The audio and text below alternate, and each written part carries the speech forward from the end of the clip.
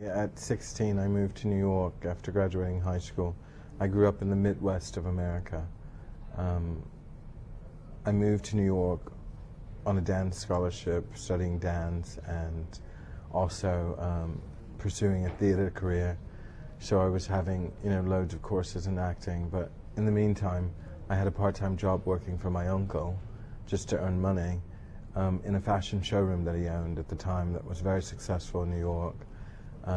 So it was a really exciting place to be for me, this kid from the Midwest of America who's all of a sudden on Fashion Avenue, and the revolving doors were that of many top models. It's where I first met Naomi Campbell and great models like that coming in and out for fittings with some of the great designers that were housed within that building.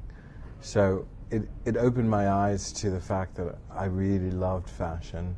I'd always sort of been slightly obsessed by it as a child. Upon arriving in America, my first client was Julianne Moore, which I met on the cover of a magazine for Flaunt that I was styling, and she phoned me that night and said, "I'd love for you to be my stylist."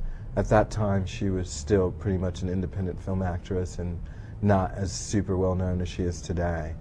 But 3 years with her and keeping her on the best dress list, and then doing my first trip of styling someone on the red carpet for the Oscars. So when she was nominated for her first Academy Award, I was her stylist, and that was sort of a really big moment that really established me as a celebrity stylist. And sort of at that point, when women's wear rights, you're responsible for making her a fashion icon. Everybody takes notice of your name. So from that point on, I think it was only onwards and upwards.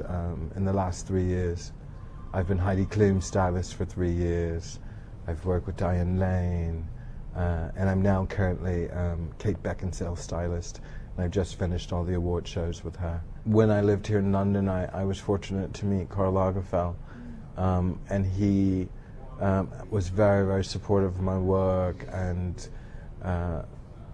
brought me over to Paris so many times and I was allowed to hang out at the House of Chanel and sort of see how it all works. And I think those early moments really shaped my career and really shaped my personality as a stylist. The one thing that I learned as a stylist, which I'm not sure loads of other ones really grasp, it's about the individual. Every time I take to heart, what that person's personality is, what they can and they cannot carry off. The clothes have to feel right for that person, and it is my job to research and find the things that are special, that are going to enhance that person, that are going to make her more her than she already is. In the almost 20 years that I've been working in this industry, there's always something that goes wrong. And she goes, "How do you stay so calm? How do you stay so calm?"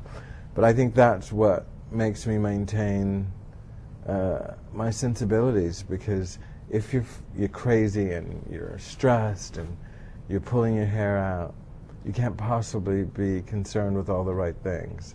If something goes wrong, if you remain calm, you can figure it out, and anything can go wrong. I've had entire gowns rip just before it's about to go out, and you either have to pull them out or find a way to camouflage. I've had to put huge belts on or something because the designer doesn't want to lose that piece in the show. Shoes, all of a sudden the girl never tried them before and she's about to walk out, she can't get the shoe on. There are all sorts of problems that happen because of the hecticness and the state of preparation that it takes to pull off a catwalk show.